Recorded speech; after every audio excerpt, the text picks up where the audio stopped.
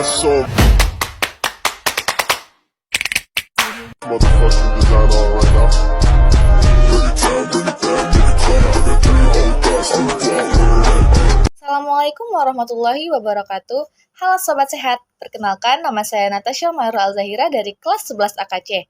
Kanker kulit itu apa sih? Yuk simak video ini Sobat Sehat. Kanker kulit adalah jenis kanker yang muncul pada jaringan kulit.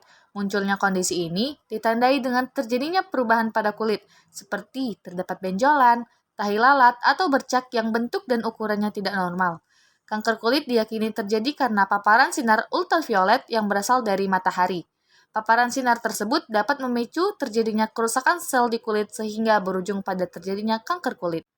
Adapun 3 jenis kanker kulit yang umum terjadi. Yang pertama ada karsinoma sel basal yang berasal dari sel epidermis. Adapun yang kedua karsinoma sel squamosa yang berasal dari bagian tengah dan luar epidermis. Yang ketiga melanoma yang berasal dari melosit atau penghasil pigmen kulit. Nah, penyebab dari kanker kulit biasanya disebabkan oleh mutasi atau perubahan genetik yang terjadi pada sel kulit. Penyebab perubahan tersebut belum dapat diketahui. Sinar ultraviolet bisa mengakibatkan kerusakan kulit yang memicu pertumbuhan abnormal pada sel kulit. Inilah kondisi selanjutnya yang meningkatkan potensi kanker. Selain itu, masih ada beberapa kondisi lainnya yang turut berperan dalam meningkatkan resiko seseorang mengalami kanker kulit, yaitu yang pertama ada faktor internal. Kondisi yang termasuk dalam faktor internal di antara lainnya, yang pertama ada riwayat kanker kulit dalam keluarga. Seseorang yang pernah mengalami kanker kulit memiliki resiko tinggi mengalami masalah kesehatan tersebut kembali. Resiko juga meningkatkan apabila terdapat anggota keluarga dengan riwayat penyakit kanker kulit. Yang kedua, ada pemilik kulit putih. Kanker kulit bisa terjadi pada siapa saja, terlepas dari apapun warna kulitnya. Meski demikian, pemilik kulit putih memiliki melanin dalam jumlah yang lebih sedikit, sehingga perlindungan terhadap paparan sinar UV menjadi lebih lemah. Yang ketiga, adanya tahi lalat. Seseorang yang memiliki tahi lalat dalam jumlah banyak atau ukurannya lebih besar lebih beresiko mengalami kanker kulit. Nah, yang keempat, adapun imunitas tubuh yang lemah. Orang-orang dengan imunitas tubuh yang lemah sangat beresiko mengalami kanker kulit. Misalnya, pengidap HIV, AIDS, dan kelompok orang yang mengonsumsi obat jenis imunosupresif. Yang kelima, yaitu munculnya solar keratosis. Paparan sinar matahari mengakibatkan terbentuknya bercak kasar dan bersisik dengan warna yang beragam pada area tangan maupun wajah. Kondisi yang dikenal dengan solar keratosis ini bisa disebut sebagai kondisi prakanker yang sangat berpotensi untuk berubah menjadi kanker. Nah, sobat, adapun faktor eksternalnya, sementara itu beberapa faktor eksternal yang meningkatkan resiko terjadinya kanker kulit, yaitu yang pertama ada paparan cahaya matahari. Orang yang kerap terkena paparan sinar matahari, terlebih ketika tidak memakai tabir surya, memiliki resiko lebih tinggi mengalami kanker kulit. Kondisi ini biasanya terjadi pada masyarakat yang tinggal di dataran tinggi atau wilayah dengan iklim tropis. Dan yang kedua, paparan radiasi. Pengidap eksim atopik atau jerawat yang melakukan pengobatan dengan terapi radiasi juga beresiko tinggi terserang kanker kulit, terlebih jenis karsinoma sel basal. Dan yang ketiga, paparan senyawa atau bahan kimia. Terdapat banyak bahan senyawa kimia yang diyakini bisa mengakibatkan kanker kulit atau bersifat karsinogenik. Salah satunya yaitu arsenik.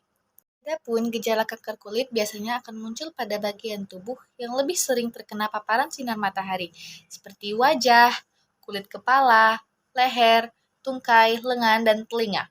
Meski demikian, kanker kulit dapat muncul pada bagian tubuh lainnya, seperti kaki, telapak tangan, hingga area kelamin. Adapun gejala kanker kulit terbagi berdasarkan jenisnya, yaitu karsinoma sel basal. Karsinoma sel basal ditandai dengan munculnya benjolan lunak dan mengkilat pada permukaan kulit. Biasanya juga berupa lesi dengan bentuk datar pada kulit yang berwarna gelap atau coklat kemerahan. Karsinoma sel squamosa. Karsinoma sel squamosa ditandai dengan munculnya benjolan berwarna merah dan keras pada kulit. Biasa juga berupa lesi dengan bentuk datar dan bersisik mirip seperti kerak. Lesi tersebut bisa terasa gatal berdarah, bahkan menjadi kerak. Dan yang ketiga, kanker kulit melanoma. Kanker kulit melanoma ditandai dengan munculnya bercak atau benjolan yang berwarna coklat. Melanoma memang mirip seperti tahi lalat biasa, tetapi bentuknya tidak beraturan. Metode A, B, C, D, E bisa digunakan untuk membedakan melanoma dengan tahi lalat biasa. Nah, adapun diagnosis kanker kulit, guna mendapatkan diagnosis yang lebih akurat, dokter akan melakukan pemeriksaan pada kulit untuk mengetahui kelainan yang terjadi. Pemeriksaan dilakukan terhadap ukuran, bentuk, tekstur, dan warna kulit. Melalui pemeriksaan ini, dokter dapat menyimpulkan apakah perubahan yang terjadi memang disebabkan karena kanker atau adanya kondisi kesehatan lainnya. Dan jika memang diperlukan, dokter dapat melakukan pemeriksaan penunjang lainnya seperti MRI, CT scan, atau biopsi kelenjar getah bening untuk mengetahui penyebaran dari sel kanker. Nah, sobat, pengobatan kanker kulit bergantung pada jenis, lokasi, dan stadium kanker kulit yang dialami pengidap. Ada beberapa pilihan pengobatan yang dapat dilakukan, yaitu yang pertama ada penggunaan krim. Metode pengobatan ini dilakukan dengan tujuan mengobati kanker kulit yang masih berada pada stadium awal dan hanya menyerang lapisan kulit bagian atas. Nah, selanjutnya ada yang kedua, yaitu krioterapi. Krioterapi dilakukan dengan memakai nitrogen cair guna menghasilkan suhu dingin dan mematikan sel kanker pada stadium awal. Selanjutnya yang ketiga, ada operasi atau bedah. Tindakan operasi atau bedah dilakukan dengan mengangkat jaringan kanker sekaligus bagian kulit sehat yang ada di sekitarnya. Prosedur ini bisa dilakukan dengan mengangkat sel tumor yang tumbuh pada tiap lapisan kulit sekaligus, memeriksa setiap lapisan di bawah mikroskop sehingga tidak ada lagi sel kanker yang tersisa. Prosedur ini dikenal dengan istilah operasi MOS. Yang keempat ada kuretase. Kuretase dilakukan dengan mengangkat jaringan kanker dengan menggunakan sebuah alat khusus yang disebut dengan kuret. Selanjutnya, sel kanker yang tersisa akan dibakar dengan menggunakan jarum listrik atau kueterisasi. Kelima, radioterapi. Prosedur ini dilakukan dengan memberikan paparan radiasi untuk menghilangkan sel kanker. Radioterapi digunakan saat prosedur pembedahan tidak bisa dilakukan atau penyebaran sel kanker telah semakin meluas. Nah, sobat sehat, kita harus mencegah terjadinya kanker kulit.